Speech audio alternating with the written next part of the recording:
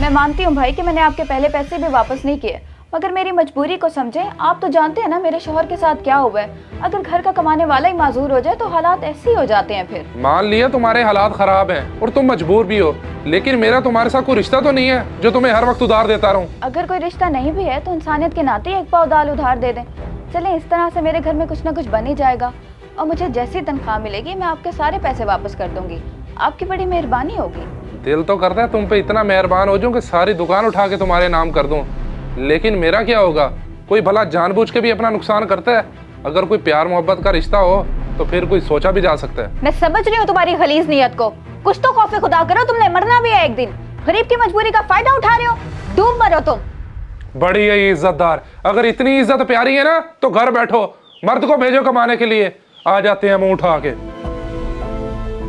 अब्बू भूख लग रही है, अम्मी कब आएंगी? बेटा आ जाएंगी आ जाएंगी। आ गई तुम? खैर तो है, बड़े गुस्से में लग रही हो। किसी ने कुछ कहा है क्या? और दाल नहीं लेके आई? सब्र करोगे एक मिनट, जरा सांस तो लेने दो मुझे। सवाल पे सवाल किए जा रहे हो। कुछ नहीं हुआ मुझे, ठीक हूँ मैं। वो दुकान बंद थी इसलिए वापस आ गई हूँ मैं, और गली में आवारा कुत्ता भौंकने लग गया था तो भाग कर आई हूँ मैं फिर। और कोई बात नहीं है। काश मैं मजदूर ना होता तो तुम पे ये नौबत ना आने देता। आजकल इंसान भी आवारा कुत्तों से कम नहीं है। जहाँ औरत देखी नहीं वहीं राल टपकाने लग जाते हैं। अब तुम क्या ये बातें लेकर बैठ गए हो? अच्छा मैं काम पर जा रही हूँ, मुझे देर हो रही है।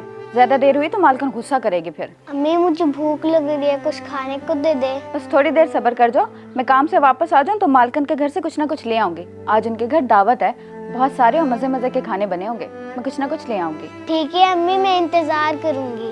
अच्छा लतीफ, मैं जा रही हूँ, अपना ख्याल रखना और मैं कोशिश करूंगी कि जल्दी वापस आ जाऊँ।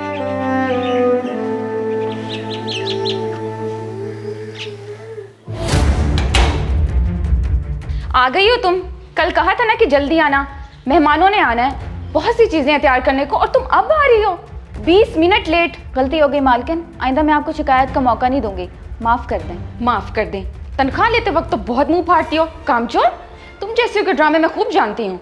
जाओ काम करो, वरना तुम्हारा ऐसा हशर करूंगी कि सारी जिंदगी याद करोगी। बेगम अब बस भी करो, क्यों इतना गुस्सा कर रही हो?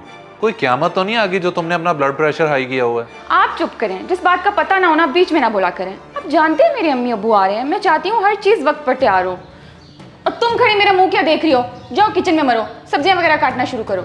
जी मालकिन, मैं अभी करती हूँ। यार कुछ तो खुदा का खौफ करो। कोई भला किसी गरीब के साथ ऐसे करता है? आपको उसकी बड़ी फिक्र हो रही है। खामोश होकर ना अपने काम से काम रखें। हद है वैसे, कोई खुदा खौफ ही नहीं है।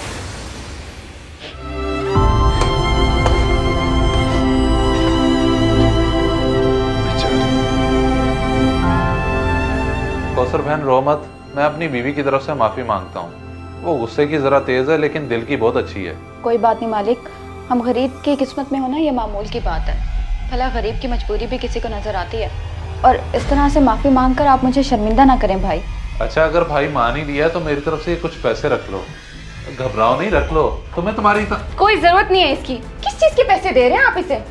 अच्छा तो अब समझ आई कि आप इस पर इतना मेहरबान क्यों होते हैं। मेरे शोहर पर डोरे डालती है तू, बच्चलन औरत। ओ यार खुद को संभालो, वो मेरी बहनों की तरह है, क्यों इल्जाम लगा रही है उस पे?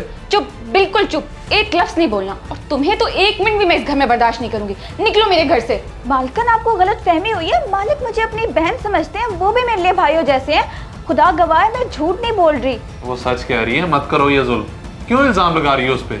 वाह, अब चोरी पकड़ी गई तो बहन भाई बन गए। भला एक मालिक का एक नौकरानी के साथ कैसा रिश्ता? निकल मेरे घर से चुड़ैल। और आपको तो मैं देखती हूँ, मेरे अब्बू को आने दें एक बार। हाँ हाँ देख लो, तुम जैसी शकी औरत भी मैंने कोई नहीं देखी।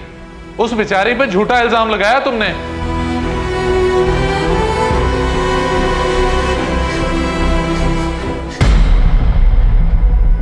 खैर है, तुम इतनी जल्दी वापस क्यों आ गई हो और रो क्यों रही हो? गरीब तो वैसे ही मर जाए। आज पता है क्या हुआ है? वो मालकिन ने मेरे ऊपर इल्जाम लगाया कि मेरा और मालिक का चक्कर चल रहा है, हालांकि वो तो मेरे भाइयों जैसे हैं और ऐसी कोई बात नहीं है।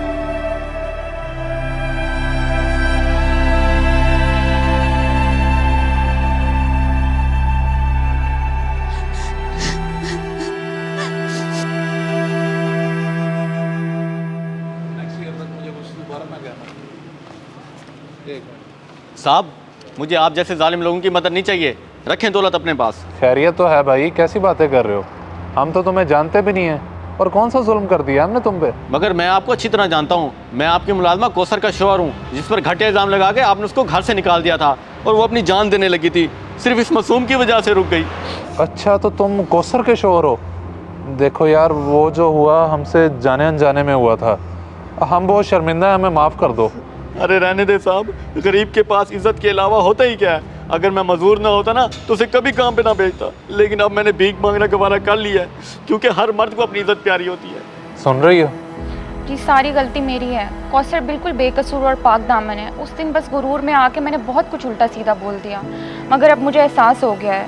हो सके तो एक बहन समझकर मुझे माफ़ कर देना, तुम्हारा बहुत एहसान होगा। मेरे भाई, अब तुम क्या सोच रहे हो? मुझे तो इस बात की बड़ी खुशी हो रही है कि मेरी बेगम को अपनी गलती का एहसास हो गया है।